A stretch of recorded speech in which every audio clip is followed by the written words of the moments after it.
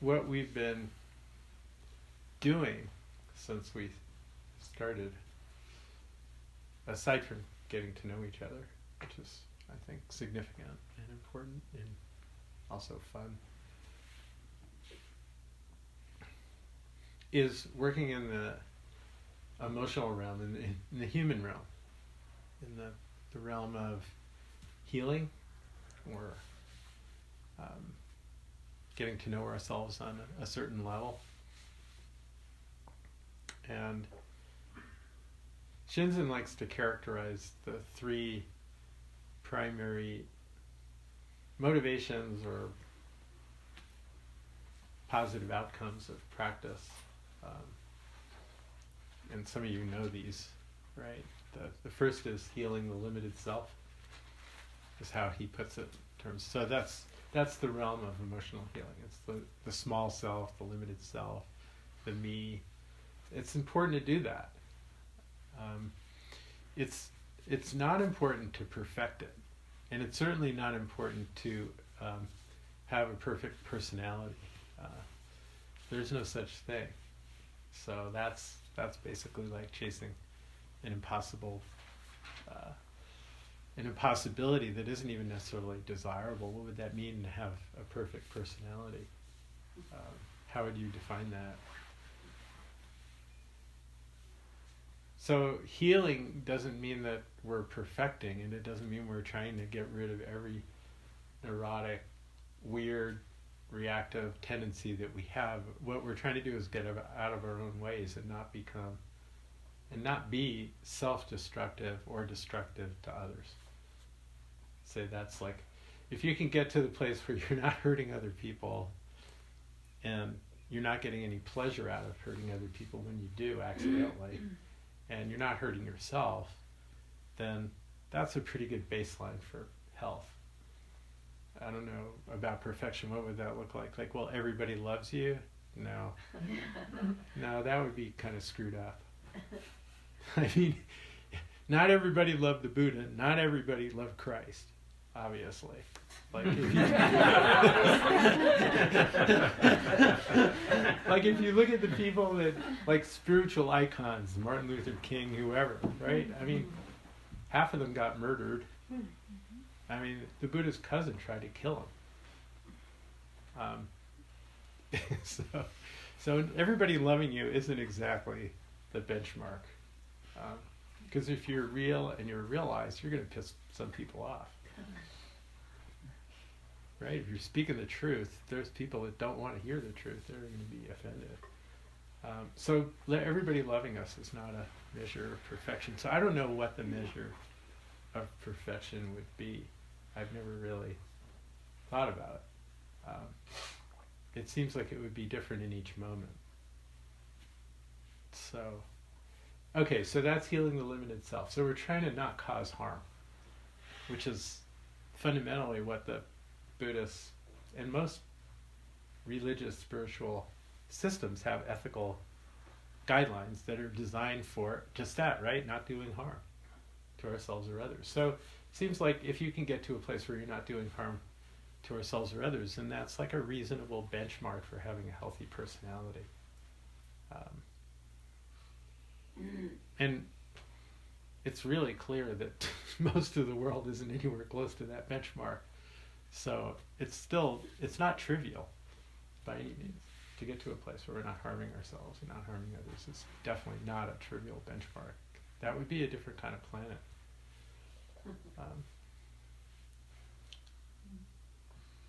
So that's healing the limited self. And that work is ongoing. So these three aren't sequential, they're interrelational. But at some point, with working on healing the limited self, which again is an ongoing process, we start to have a sense of, there's something beyond the limited self. There's something beyond me or my sense of me. There's something more that I want. Or if you don't want to put it in terms of me, because that's a self, you could say there's something more that's wanted, or there's something more that's pulling. There's something more that's yearning. And you could put that in terms of spirituality. So that becomes like spiritual work. So spiritual is a word that gets kicked around a lot, right? We use it all over the place. What's it mean?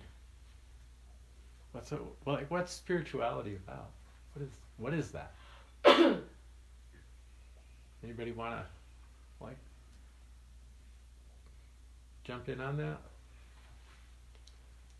Working with the limited sense of self. Well, working with the limited sense of self, how? Or seeing through the limited sense of self. Okay.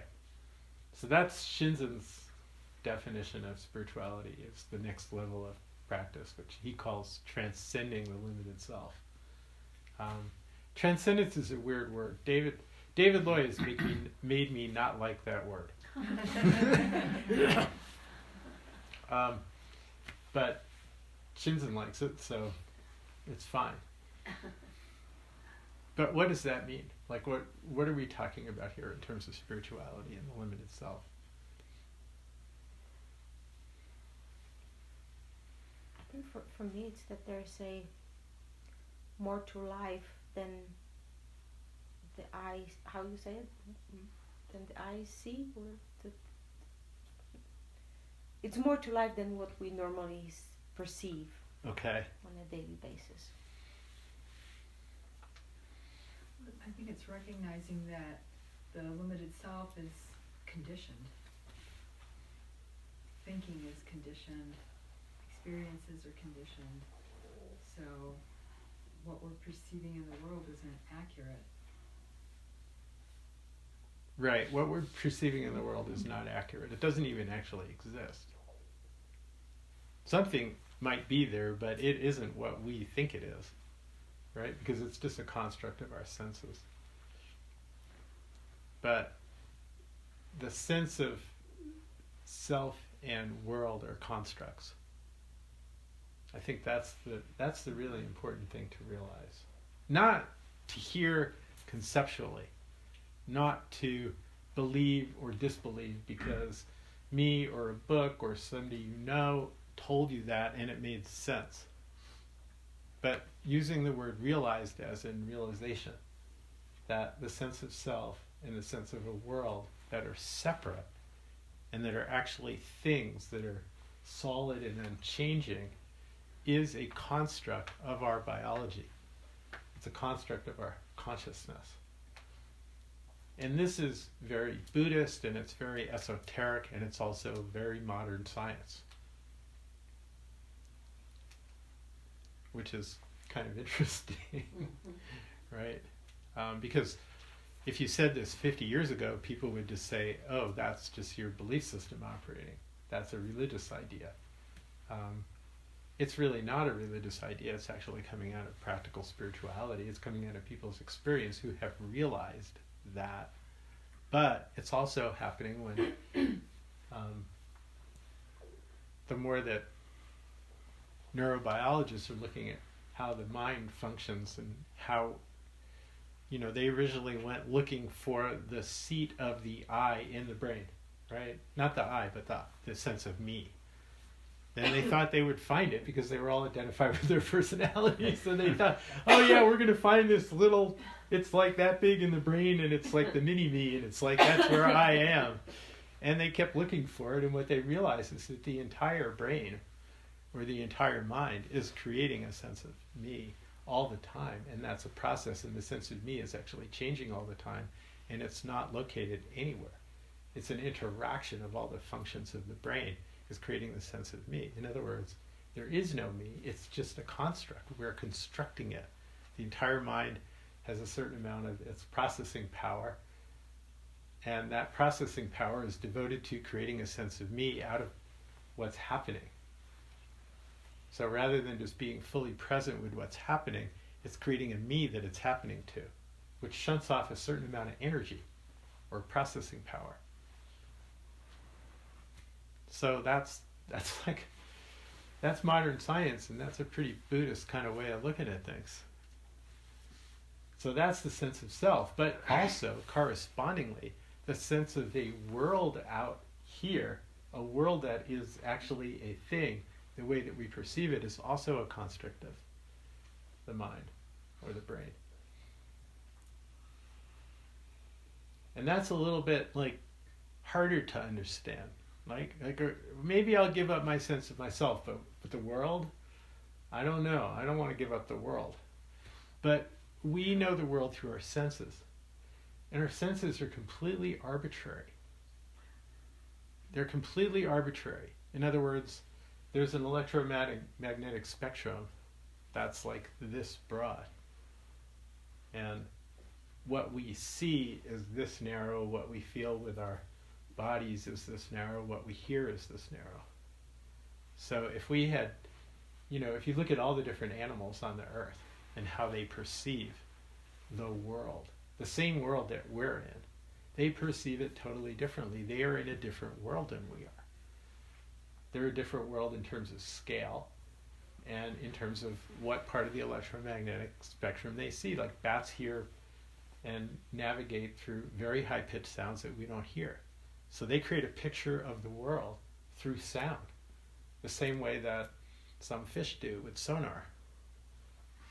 Like the way that whales and dolphins sound, they think is maybe actually creating a picture of the world, and they think that maybe some fish and some birds are actually navigating by picking up on electromagnetic signals that orient them to the north and the south poles. So their world is actually mapped out in terms of stuff that we don't even have any idea of except through instruments. So this is just a piece of it, but does that give you sort of a sort of analogy of how we create the world through our senses? That it's not the world. It's just a thin slice of the world. It's a very thin slice of the world, but we make that out to be the world. And then that world is then perceived through our understanding of objects. So, did you want to? Yeah, I was thinking too that, an added dimension here is just the cultural piece too. I was listening to a program yesterday about the Ojibwe tribe, and they were talking about how 2/3 of the words in that local language are verbs. Like they see things through the world of everything being verbs, including themselves, it was fascinating. It was really fascinating. And in terms of not just right now, but like they were talking about when they would go fish for their food, and then honoring the fish, and then they see like the whole evolution of that fish, the ancestors of that fish, and taking that into themselves as being such a sacred act. It was just interesting to listen to that. It made me wonder about the Pali language and the Tibetan language, and the ratio of nouns to verbs, and with English too. Anyway, I just think about how that shapes things also. Yeah. And that was, that was kind of where I was headed, when I started to say, because thank you for sharing that, because it's a great example.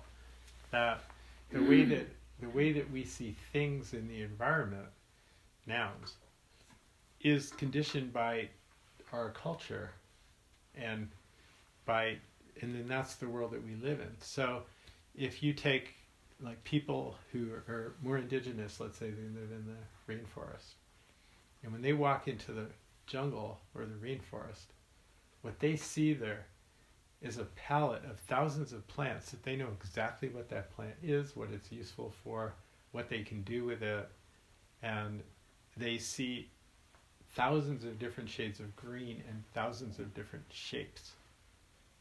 And when we walk into that same environment, we just see a bunch of weird green stuff that looks scary.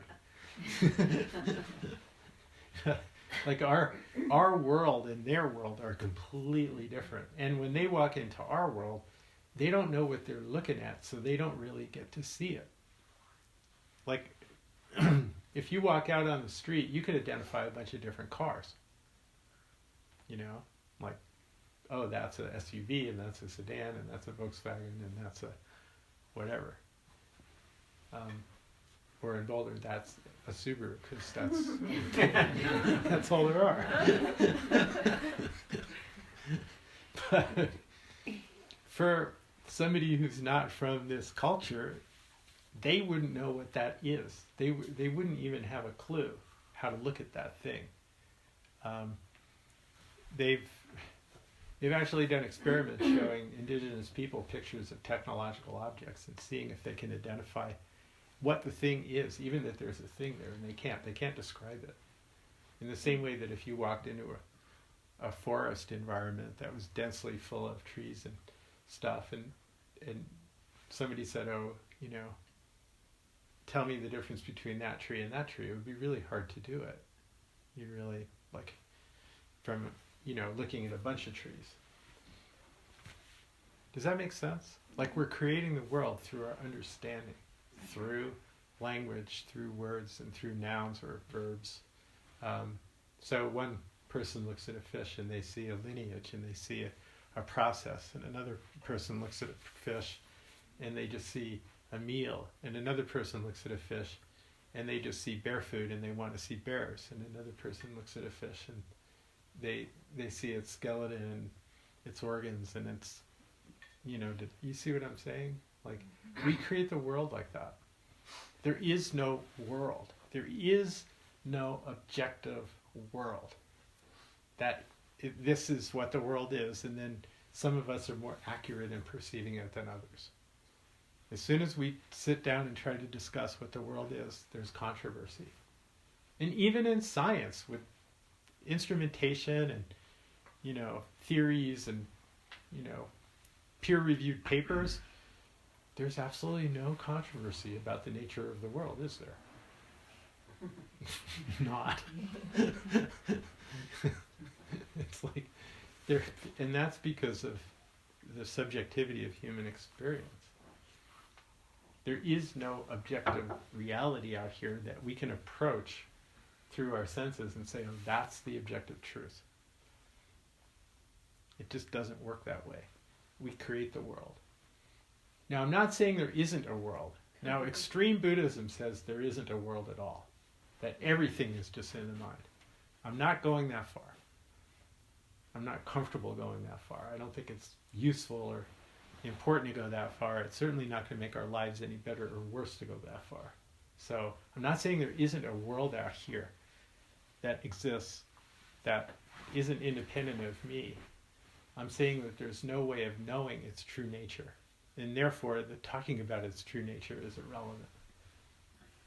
Because all that we have is our subjective experience of the world.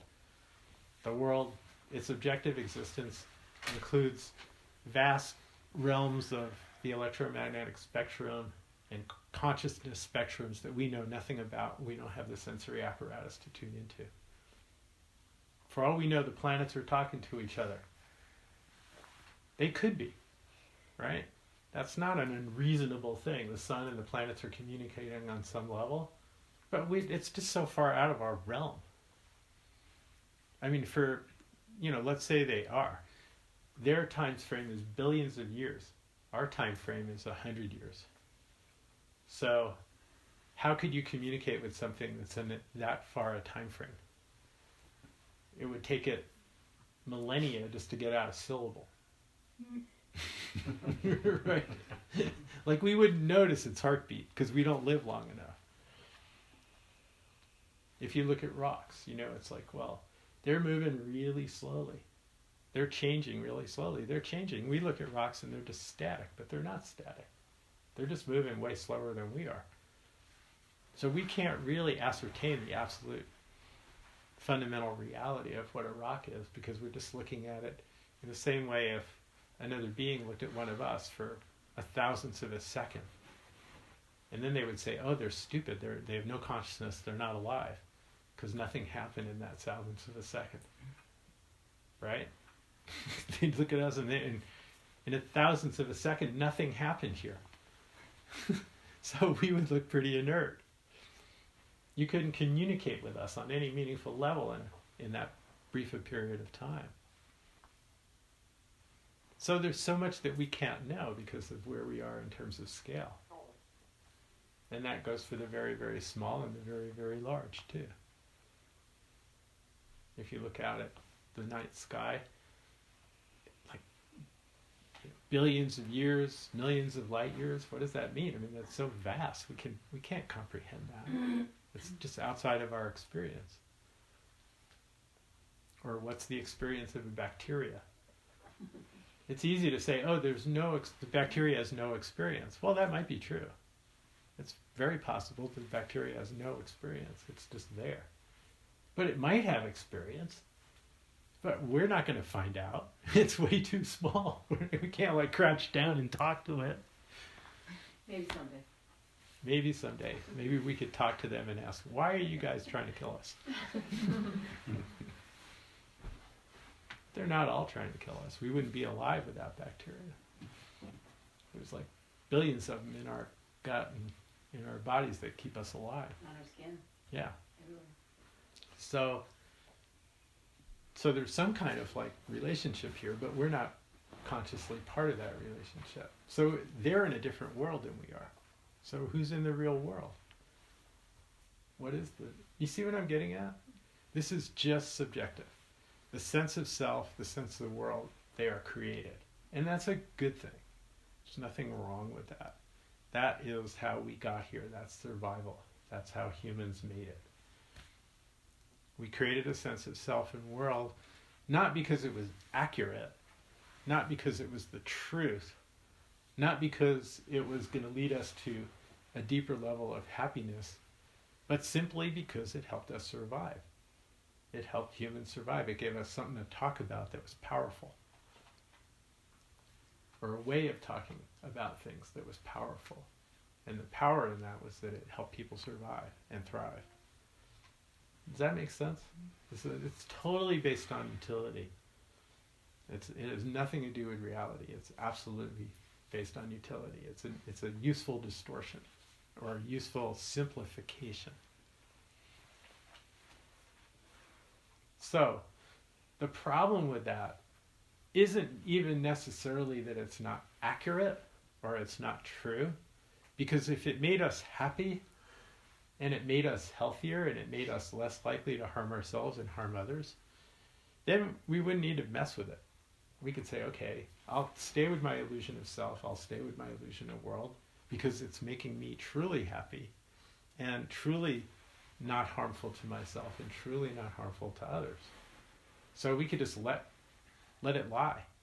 If that construct actually solved all these problems, then we could leave the construct alone and we wouldn't need spirituality.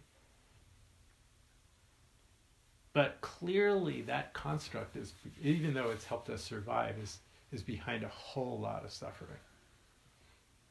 Which is, one of the primary themes that people were sharing, you guys were sharing about how practice has helped you, is that, it's helping me become less reactive and less identified with my own emotionality and my own this and my own that, so I can be a little bit more detached or a bit more perspective on it, and then I'm suffering less. I'm happier. I go to work and I'm not as unhappy because I'm not believing my story about whatever. And I come home and I'm not as unhappy, and I sit in my cushion just being, and I'm not as unhappy. So when we let go of the sense of self and the sense of world being separate, being distinct and being other, then we tend to be happier. And that's really, very, very few people really care about the truth. Some people do. Some people just, I want to know the truth about reality. But most of us just want to be happy and have a good life and not suffer. The path or the practice isn't very different. It's the same path, it's the same practice, because to really free ourselves from that kind of suffering, we have to see the truth. That's the only thing that will free us from this kind of suffering, is to see the truth. The truth being that my sense of self and my sense of the world are constructs, and I don't need to believe them. And when I let go of that belief or that identification, I'm happier. I'm more open. I'm more present. I'm less reactive.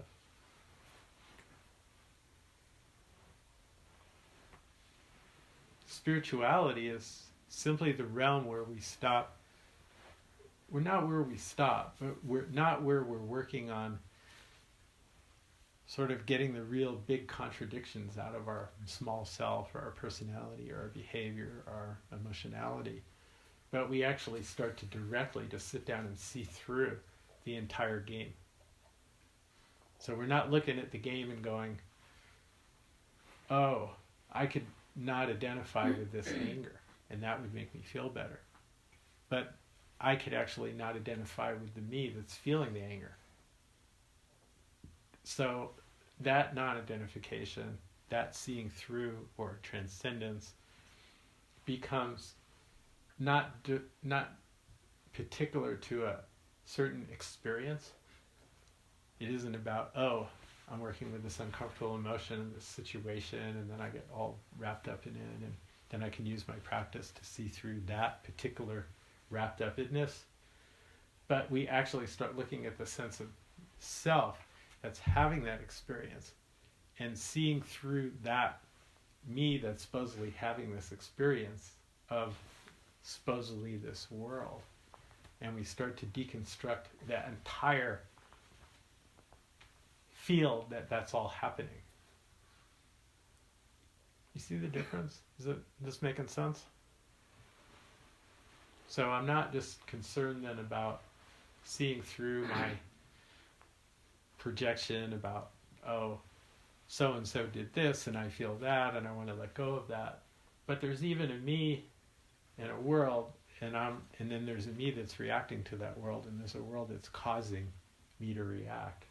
And that whole dynamic is actually a construct of my mind. And I could see through that and deconstruct that. And then what's left isn't death, and it isn't stupidity, and it isn't a black hole. It's actually freedom. It's actually more possibility. It's more freedom. And it's not a black and white thing. This is a continuum, a continuum through time. So maybe that realization never happens for you, or then it starts to happen, or it starts to happen in little pieces, and maybe you can hold it for a few minutes, and then it starts to happen more, and you can hold it longer, and then it starts to happen more, and you can hold it in situations that are fairly mild or fairly neutral. And then at some point, you can hold it when the world is ending. Shinzen's definition, this is his definition. This is not a definition about happiness and bliss. If you ask Shinzen what his definition of full enlightenment is, or at least when I've been around him when he's answered that, he says, the Syrians capture you. And he always says the Syrians, I don't know why, but they have a bad reputation. So Assad captures you, and he puts you in his worst prison, and they torture you, and they torture the crap out of you, and you're completely okay. Okay. And it doesn't mean that you don't feel pain. Okay? It's not that in other words, this isn't about like transcending the fact that we have a body or that we have senses. Okay? It's not that there's no pain. That's just not going to happen physiologically. Unless you take massive doses of really bad drugs. But there's no suffering. There's no emotional reactivity. There's no blame. There's no poor me. There's no I hate them. There's no nothing.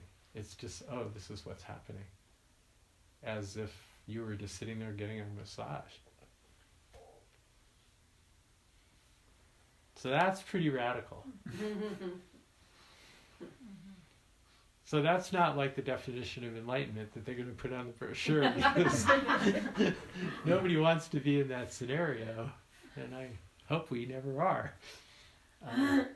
But inevitably, we're going to have pain in our lives, emotional and physical. And so that's one. There are many, many, many ways of defining or talking about what spirituality can lead to. That's one. That's his, and I think he uses it to shock people as to how radical this is. Yeah, Elsa. It feels to me that there's one aspect of it which is deconstructing and not believing what is not.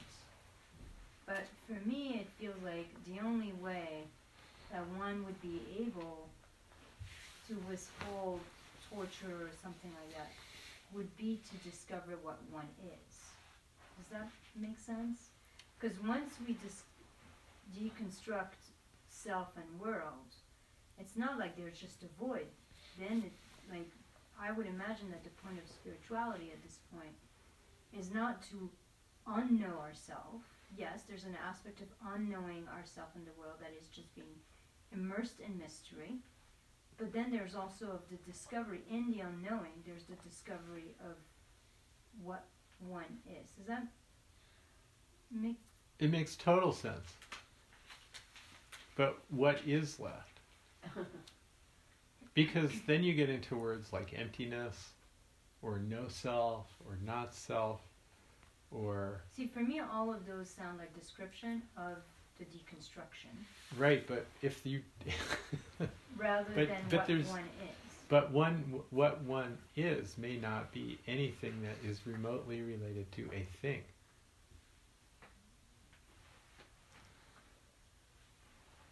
So then you can't describe it using the words that we describe to things. Right. It's easier to describe what it's not. Because when we describe things, we're describing things, and it's not a thing. That's a normal thing, so it's hard to describe.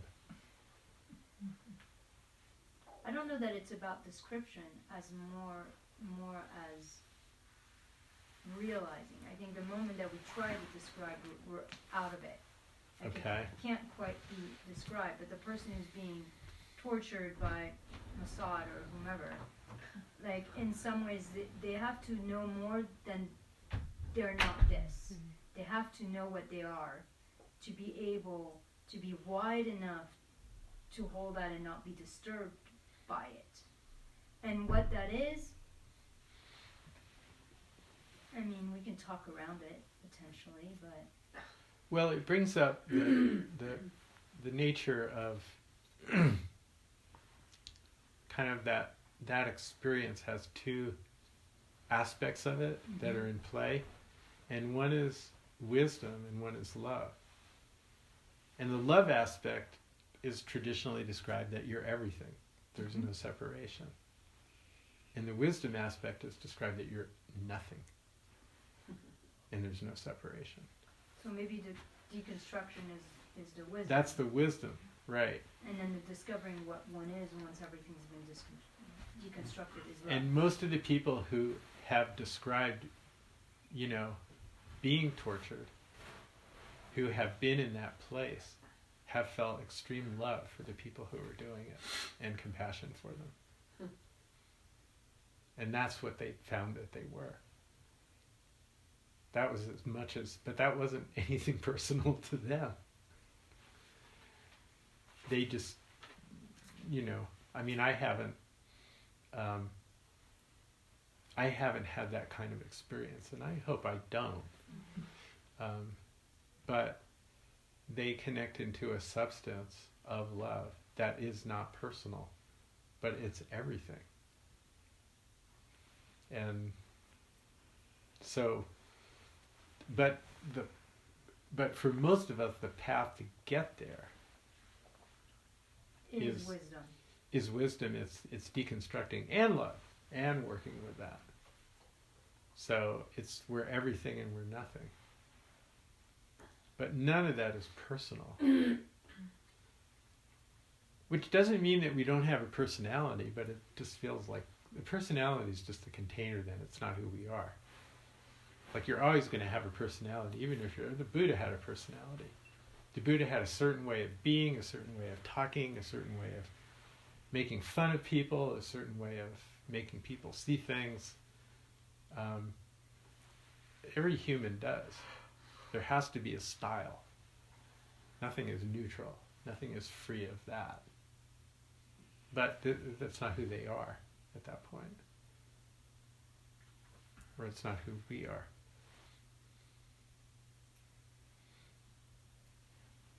So this is the realm of spirituality,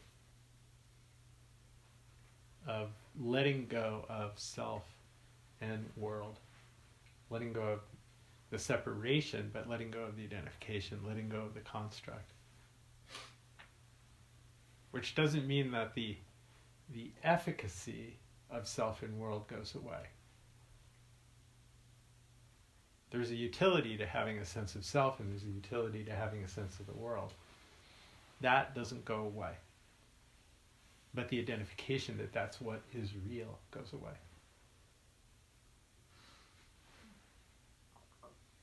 But there seems to be a contradiction that always comes up for me between the natural forces of survival, right? Like you talked about, that they help us survive. And then, but those same forces make us unhappy. And it's that contradiction. So is spirituality in essence going against the evolution, the natural drive for survival and preservation? Or is there a point of integration of those two? Well, it's a great question. If we're doing it, then it can't be against evolution. Because we're doing it. Yeah. What evolution is changed from is purely biological into something that's social. So, and because if we just follow biological imperatives, we're pretty much doomed. We're just overpopulating the planet and we're destroying the resource base that we depend on. And evolution is just going to do this massive, at least human evolution is going to do this massive short circuit. So, yeah, maybe that's the most natural outcome, but it's not a good outcome. Why can't you say it is part of the evolution of, if we are more aware of what you said in terms of reality and objective self, maybe we would behave differently.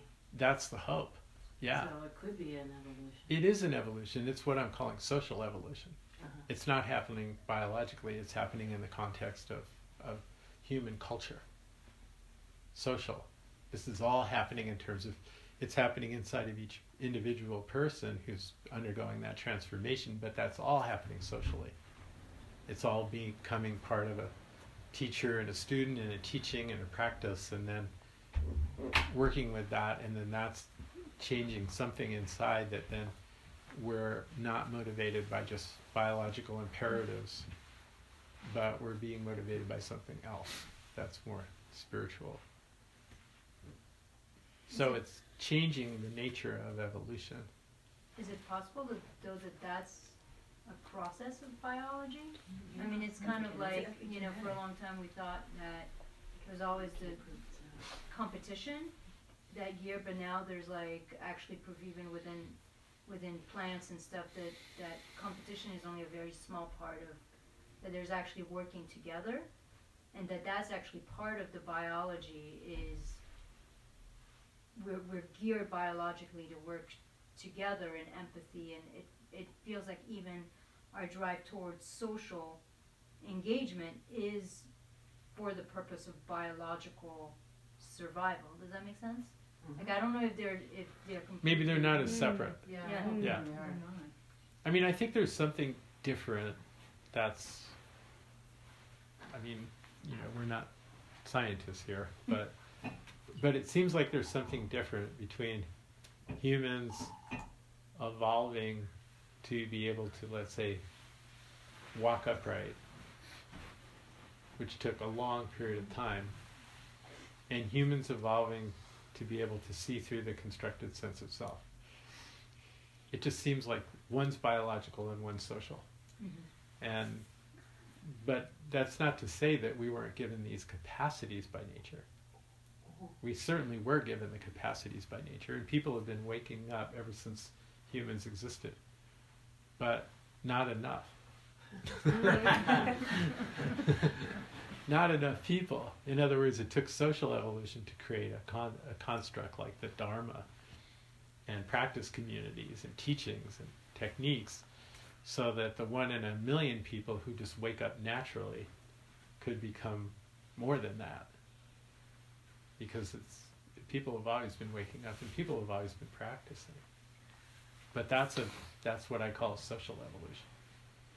The same way that I think humans have always had compassion and empathy. That's built into mammals. But we didn't have many social structures that functioned with compassion and empathy. Because most of the social structures that we've had over history function more like, kill or be killed. And we're more exploitive. They're more based on greed and ill will and delusion. And it's only really recently where whole societies have been built with an attempt at being more altruistic or egalitarian, or even a little bit. So that's what I call social evolution. Does that make sense? Mm-hmm. I think it's a meaningful distinction. But maybe it's the gray area. Maybe it's not so black and white. Yeah, I was just going to say, I think sometimes if you're worried about where your next meal is coming from, you may not be so interested in your spiritual life. Absolutely. And I think in that sense it's biology. Because you have more abundance, you can look elsewhere other than how you're going to get your next meal. Mm-hmm.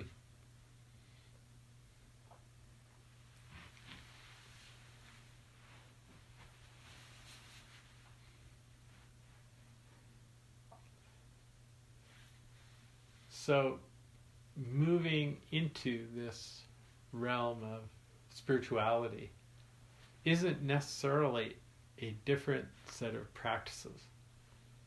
If you're doing work on the limited self, then the nature of the practice that you're doing has a big impact on it.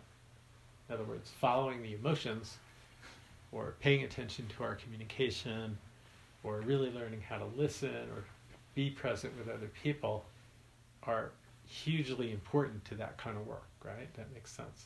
Content there is really important. If we want to see through the whole construct of me, then if we take any observation of any practice to its deepest level, that realization can happen. So any practice can work for spiritual practice. But there are some that are maybe more likely to work than others. So we'll be exploring some of those. And the interplay between working on the limited self, working on emotional healing, working on emotional clarity, working on communication, working on in that realm, and then transcending that or seeing through that or deconstructing that whole process of the me that's even doing that.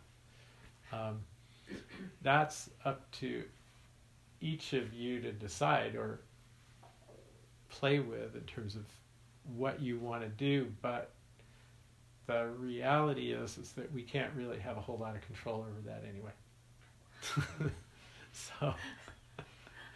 So being aware of it and then leaning into that when it becomes available is really the best that we can do, like making ourselves available to it. And then there are moments of just like where you, like all of a sudden a window opens or a door opens and you can kind of sense like there's something deeper happening here. And then it's like, okay, at that point you just go into that. Or you flinch and don't. but it's worth talking about so that we get more comfortable with it, so that we're more aligned if it happens. And if not, we'll go to Syria to test it. Yeah. Well, the thing about life is that life is going to test us at some point. We don't need to go chasing it in Syria. There'll be physical and or emotional pain for all of us when it happens, and then it's like, then we find out. And some of you have experienced that, and it's been instrumental in your growth. And for some people, it's more instrumental to have, somewhat of an easier time of it. But it always changes. So don't go to Syria for that.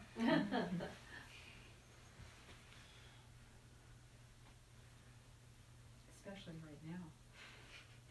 Ever.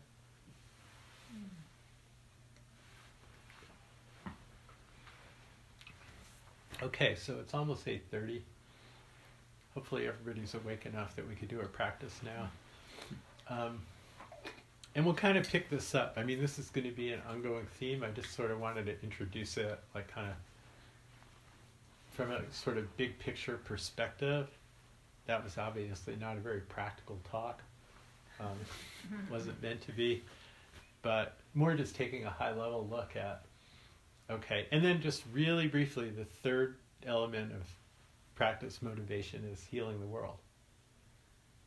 So we don't want to leave that out. We're not going to talk about it at length, but it's super important because through practice, with both of those levels, healing the self and transcending or seeing through the limited self, coming from a more empty place, we naturally become more altruistic. We naturally become more compassionate. We naturally realize that life for many people on this planet and beings on this planet is not as good as for us, and that we want to help. And even the extent that we can is limited, and that's wisdom. But then there is the want to do something.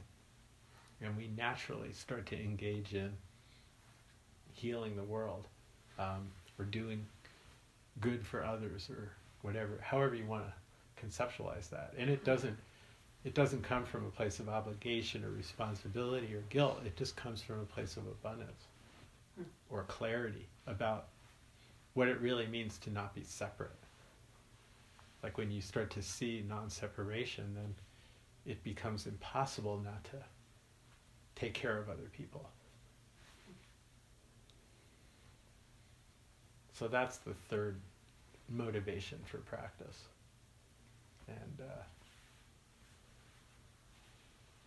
But that's just our little sliver of the world, is what it sounds like you're talking about. on a practical level, yeah, Mm-hmm. it's going to be a sliver. But coming from a place of no self, no world, it's just what you do. It isn't a sliver at that point. It's just giving to the whole.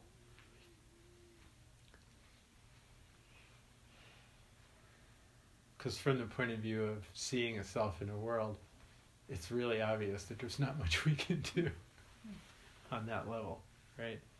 But if it's all just what is, then it isn't even about results. It's just doing what needs to be done. It isn't even about, oh, this is this significant or not significant, or this is useful or not useful, or it's not enough, or it's none of that weighs.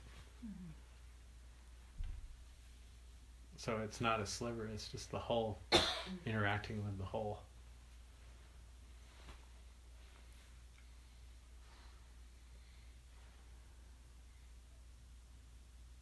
Okay. So I'll stop yammering.